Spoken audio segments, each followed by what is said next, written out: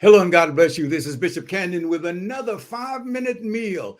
Today, I want to talk to you about something to ease the pain. You know, in Genesis 3, we have one of the first prophecies in the Bible, and it's not about houses, cars, or money. It's about a prophecy of pain. God said to Eve, "In pain shall you bring forth children."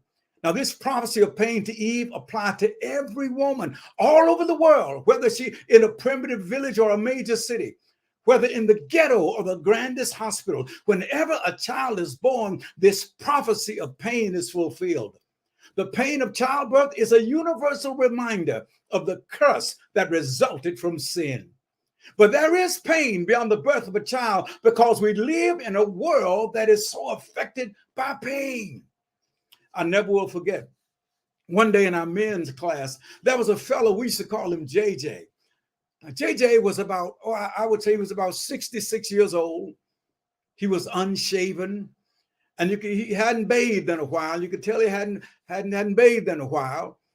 And he reeked of a body odor, and he reeked of helplessness and hopelessness. You could see it when he walked. You on the rare occasions when he talked, you could even hear it then. You could see it in his eyes. You could see it in his posture, hear it in his voice. I was told later that JJ lived in a car in the junkyard. Can you imagine living among junk? I believe that his environment was an external manifestation of an internal conclusion.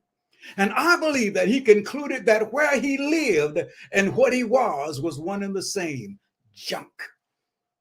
Well, one of the men in the group would pick him up, and he would bring him to class, and we could tell he had a drinking problem, but so did some of us while we were in the junkyard, me included. There was a time I used to drink like a fish. Praise the Lord. I mean, no praise him because he used to drink like a fish, but I praise the Lord because he delivered me. One Sunday in class, though, the discussion centered around fathers. As the class progressed, I could tell that he wanted to say something, but he kept silent. But toward the end of the class, it was though he could not be silent anymore. And he blurted out and said, "Y'all talking about your father, what he did and what he didn't do. At least you know who he is." As I looked at him, I could tell that this 60-something-year-old man was fighting back tears, and he was losing. He was losing. The tears began to roll down his face. He angrily said, "At least you know who your father and mother is. I don't know who mine are, because whoever they are, they gave me away." He went on to say, "The kind of parents that give their child away, what's wrong with them? What's wrong with them?" Countless times he must have asked himself, why did they give me away? And in his attempt to answer that question, he must have concluded that there must be something wrong with him. Surely they would not have given him away unless there was something wrong with him. Maybe, just maybe, alcohol was the anesthesia that he used to numb himself to the pain of dealing with that deep, debilitating sense of rejection.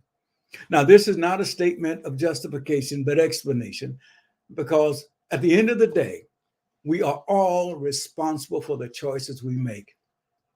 Our history, your history, does not excuse nor justify your actions. However, we cannot ignore the power of our history to influence bad behavior.